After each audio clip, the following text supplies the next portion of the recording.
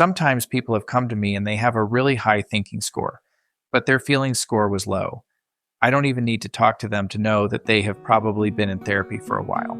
Welcome to the Divorce Support Podcast, where we uncover how people successfully let go and move on during and after divorce. It's one of the hardest times in life, and yet we'll show you how you can feel significantly better, faster than you'd think. Everything here is backed by more than 40 years of courses and thousands of people who have used the Rebuilders program to let go and move on. And we'll show you how you can too. This season draws on the Amazon bestseller book titled 10-Week Divorce Recovery. We are walking through each chapter one at a time until we complete the book. Before we get into it, take a couple of minutes to find out exactly how you're doing. We have a free, personalized quiz that measures how you are doing. It's called the Divorce Recovery Scorecard. You can take it at rebuilders.net/DRS. You'll hear references to people's scores come up throughout the book. So get yours and keep them close as you listen. And if this show helps you, leave us a review on Apple Podcasts, Spotify, or wherever you listen to this podcast. Now let's get started. Chapter 7, The Rift Framework. When your marriage ends, the first thing that breaks is obvious: the relationship. You're not a couple anymore. You're not partners. The daily rhythms you built together are gone. The future you planned together is erased. That's the surface crack, the one everyone can see. But underneath, something else is breaking at the same time. Your identity fractures. You were someone's spouse, someone's partner, half of a unit. Now you're just you. And you don't know who that is anymore. All the roles you played, all the ways you defined yourself, all the things you thought were true about you, gone. You look in the mirror and don't recognize the person looking back. And underneath that, something even deeper breaks. Your feelings flood in. Grief, anger, fear, shame, relief, guilt. All of it at once. Overwhelming and unmanageable. You can't process it, can't hold it, can't make sense of it. So you push it down, you distract yourself, you stay busy, you numb out, but it doesn't go away. It just sits there, stuck. And at the very bottom, the foundation, there's one more thing breaking. Your thinking. Confusion, uncertainty, and lots of questions if you weren't the person that decided to end the relationship. For the person that does initiate the split, it may be guilt, or questioning if it was the right thing to do. Maybe not. Maybe it was years of trying to decide. Either way, there is a lot to process when the split actually happens. That's how heartbreak works. It doesn't just break one thing, it breaks everything, all the way down. First the relationship, then your identity, then your feelings, then your thinking. Relationships to identity, to feelings, to thinking.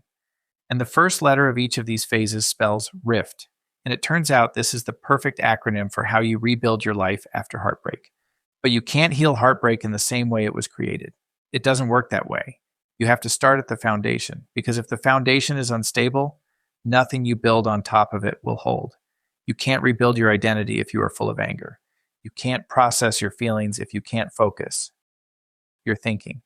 You can't have healthy relationships if you don't know who you are. Identity. The rift breaks from the top down, but you heal it from the bottom up. Thinking to feelings to identity to relationships. That's the order. That's the path. That's what works. The 4 phases. Think of recovery like climbing a pyramid. The pyramid has 4 levels, and each one is built on the one below it. You start at the base and you climb. Phase 1. Thinking. The base. This is where most people start. The foundation. When you take the DRS, Divorce Recovery Scorecard, you will get a thinking score. It is a measure of how much you are trying to process the ending of the relationship. A low score means a lot of mental energy is being used to try to understand what happened. People get stuck in the thinking phase for a lot of reasons. Trying to understand what happened, worries about the future, questioning themselves, or what their ex is saying or doing, or did. Early on in the separation, usually the first month, is when people are typically affected the most mentally. They are all over the place, not sleeping, not eating, or eating too much, wanting to reach out to their ex, or maybe not wanting to reach out to their ex. Within weeks, people tend to settle into a somewhat predictable level. They start to see a pattern in their thoughts. They still wake up, and instantly the thoughts of their life flood them with fear. Maybe it is late at night that they can't stand going back to the empty bed. Or maybe it is just facing another day full of so many unknowns. Sometimes people have come to me and they have a really high thinking score, but their feelings score was low. I don't even need to talk to them to know that they have probably been in therapy for a while. It's a classic DRS result. Therapy is really good at helping people process their thoughts. However, they still haven't dealt well with the underlying feelings. That's why the assessment matters. It shows you where you actually are, not where you think you should be. Phase 2, feelings, built on thinking. Once the foundation is solid, you move up. This is where you process what's stuck: the grief, the anger, the fear, the guilt. Most people don't know how to grieve or deal with their anger, so they skip over it. They assume that it is just the way it is, that with time they will feel better, slowly. This stage is probably the most impactful stage for people to work on. Remember what I said about anger management. If there's no anger, then you don't have to manage it. That's the goal of phase 2. Let go of the feelings. Surprisingly, for many people, they just want to feel better, to get relief. I get it. I have mistakenly encouraged people to just do this step, and it backfires every time. There are some fundamentals in phase 1 that will prepare you for phase 2. You can't skip over phase 1. This phase takes effort, but you're stronger now. The foundation is holding you. Phase 3, identity, built on feelings. Now you're higher, lighter. You've released what you were carrying. The grief is processed, the anger is discharged, and now you feel lighter. The heavy weight on your mind and body has been removed. In this phase, people turn a corner. The first 2 phases are about letting go. The third phase is where people start to find themselves. They discover they are, maybe for the first time in their lives. Divorce changes people. It changes how they perceive the world. It can be traumatic. It often forces people to accept that what they thought would make a marriage last doesn't. People often feel that they did so much for their partner to make them happy, to support them, to raise kids, or help them achieve their potential. And now, none of that matters, or so it seems. So now you have to do a complete reset. Who am I without this person that I have an identity with? It's no longer we, it's just me, and I don't know who me is.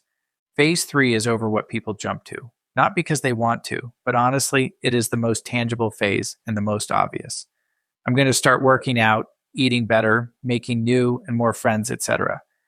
This is where the climb gets easier because you're not carrying weight anymore. You're just building. Phase 4, relationships, the peak. Now you're at the top.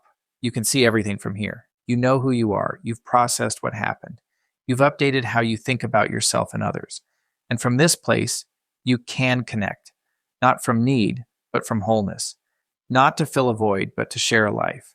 You're not looking for someone to complete you. You're already complete. You're looking for someone to walk beside. That's the peak. Not because relationships are the goal, but because healthy relationships are only possible when you've done the work at every phase below. Where are you right now? Your Divorce Recovery Scorecard gave you 4 scores, and each one maps to a phase of the pyramid. Your thinking score shows you how solid your foundation is. If it's low, your thoughts are slowing you down. That's where you start. Most people start here because divorce is very confusing and complicated. That's phase 1 work. Your feelings score shows you how much emotional weight you're still carrying. If it's low, you have grief or anger or fear that hasn't been processed. That's phase 2 work. Some people come in with high thinking scores. They've done therapy, they've worked on their beliefs, but their feelings score is in the basement.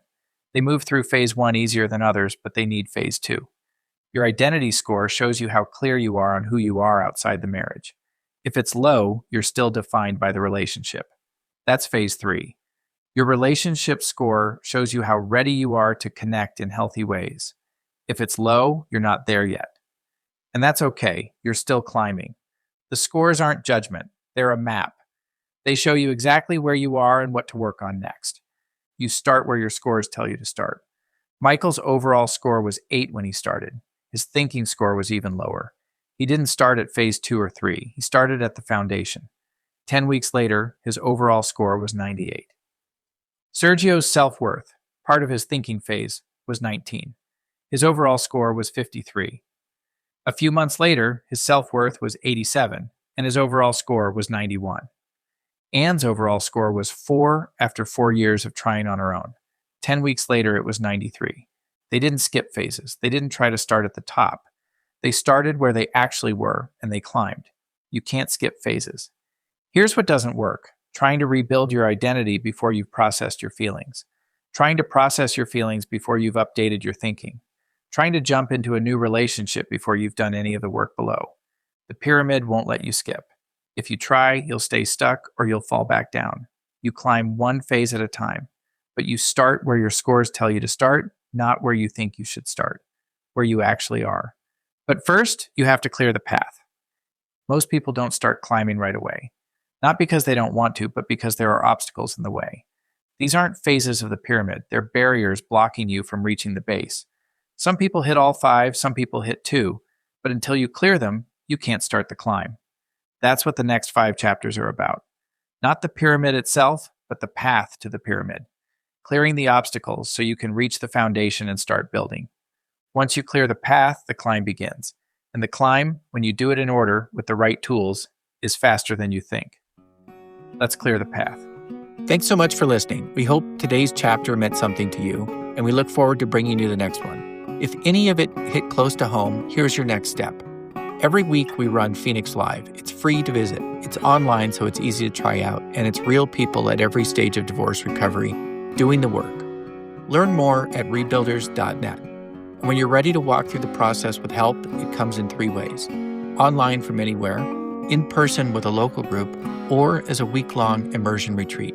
Same program, 3 doors. But start with Phoenix Live. Come sit with us. I'd love to meet you. One last thing before you go.